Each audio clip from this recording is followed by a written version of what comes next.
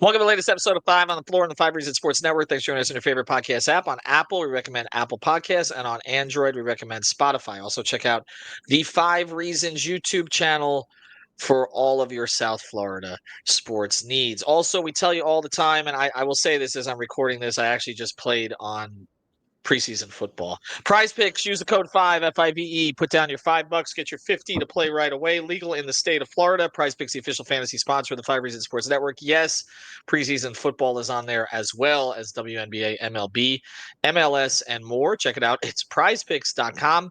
Use the code FIVE. And now, today's episode.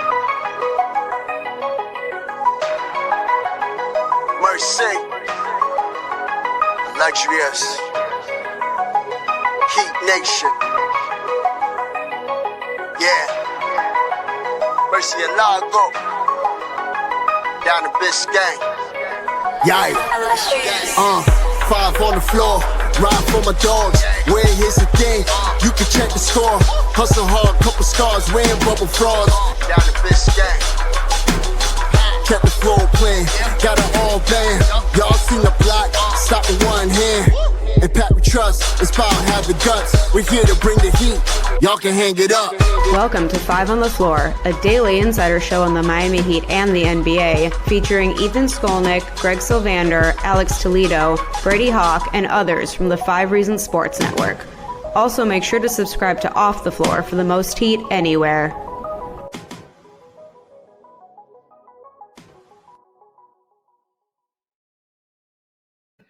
All right, welcome back to Five on the Floor. Here's today's floor plan. You're hitting fifth, Sean. Sean Rochester, you can follow him at S Rochester NBA. This is the positionless episode of State of the Heat. So here's what we've done so far. You are not allowed to comment on these until the second half of the episode. That's how we do these. By the way, also check out, we're doing these past and present and future episodes. Check out our past episodes. Mateo Mayorga did a long sit down with Eric Reed about the 2006 championship. He's also got them ready to go with Tim Reynolds, Mike Wallace, Ira Winderman, and more. And so we will be posting those as we go, as we head up towards training camp, commemorating the 20th anniversary of the Heat's first championship. Also, of course, we're doing episodes about things that are happening now, like the Haywood Highsmith episode. So we got into his trade, some of the reasons for it. We're still exploring exactly why this has happened. And so Brady, myself, and Greg cover that. But Sean, State of the Heat, again, we're going to wait till the second half of the episode before you can comment on your four predecessors, although I will throw their words out here at the very beginning because otherwise I will forget them. Alex's was satisfactory, not satisfying, satisfactory. We had Brady's was seeking. Greg's was crossroads, and Adele's was growth. Sean Rochester, the State of the Heat is... The one thing I wanted to say before I even give you my word is my favorite thing is yesterday that we were supposed to record when the Haywood Highsmith trade happened. And yes, he texted me to get behind the scenes. Ethan texted me and was like, I'm not sure if this affects your word, but we can't do it today because Haywood got traded. If my word was affected at all by Haywood Highsmith, it's not. My word was, and still is purgatory. Yes. And we are probably two of the least qualified people to jump into like theology of all this, but I did do most a quick likely, yes. It is essentially a place that is not heaven, it's not hell, it's somewhere in between. It is a purifying area. It's sort of a spot where people are in between and maybe can potentially grow into heaven after they're purified. And I believe that is a great place to describe where the Heat are at.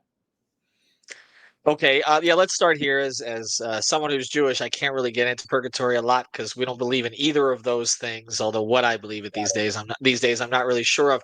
I will say that yes, I do believe there's something to that, and I actually think we can reference something Pat said a year ago, which is a very similar kind of word without the theology, abyss.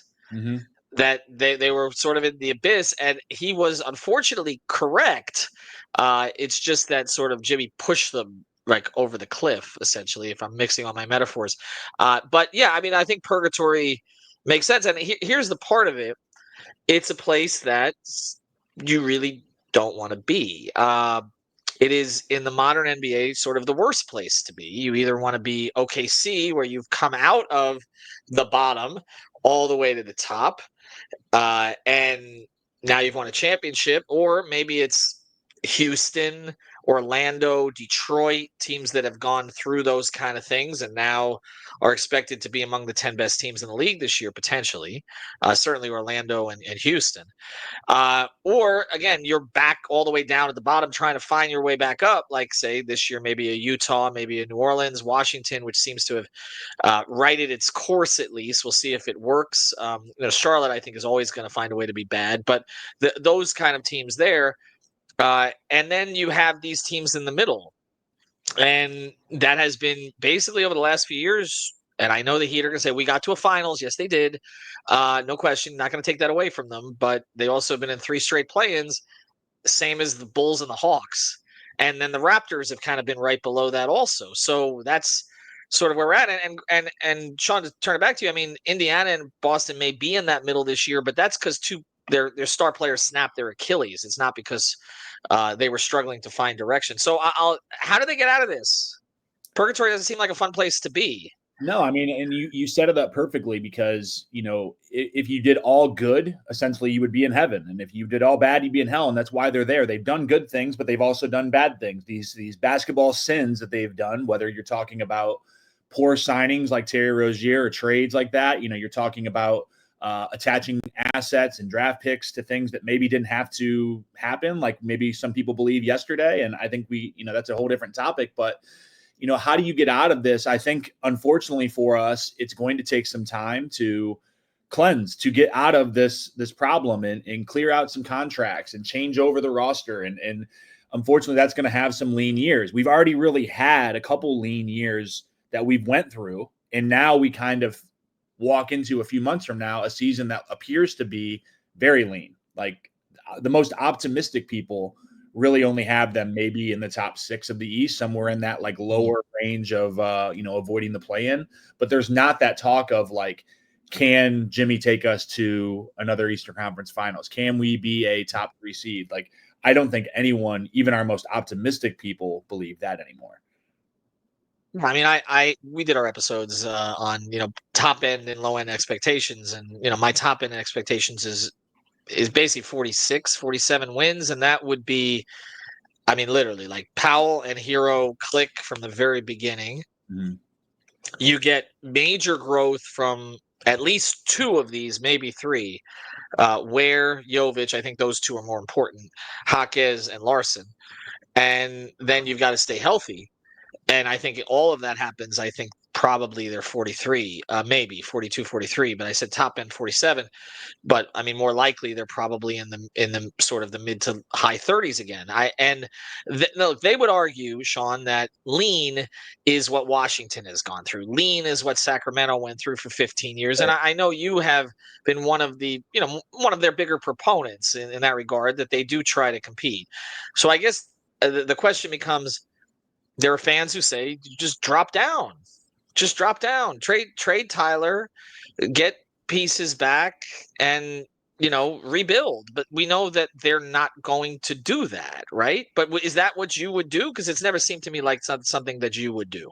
No, not at all. I think the word lean has levels to it, and you're definitely not bad enough to be like those teams. And I think it's easier said than done to get yourself into that lower tier where you're completely tanking for it to make sense. Because hypothetically, if you were to trade Tyler for less than what he should really get you back in return, it's the same problem that you're not maximizing the assets of Caleb, Gabe, Strus, all those guys.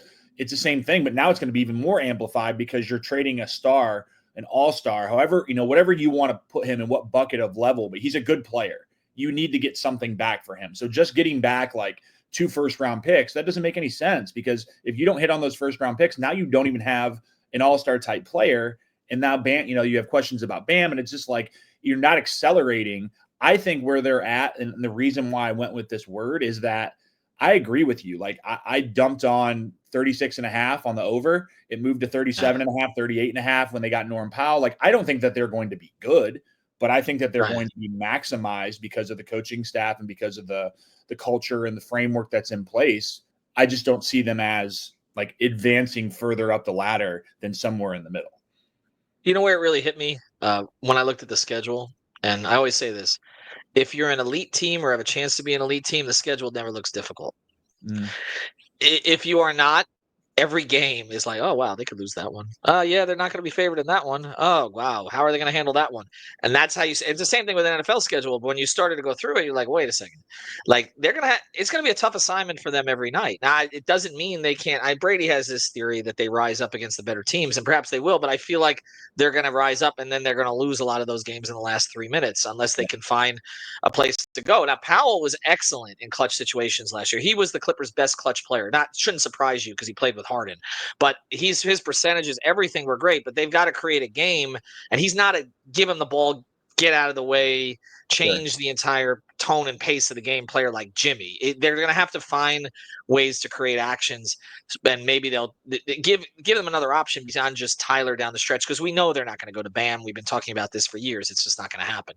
So I think they could win 42, 43 games. I think the coach is energized based on just, my seeing him in Las Vegas. He seems in much better overall spirits than he has seen the past couple of years. There's a lot of weights that have been lifted from his shoulders recently over these couple of seasons.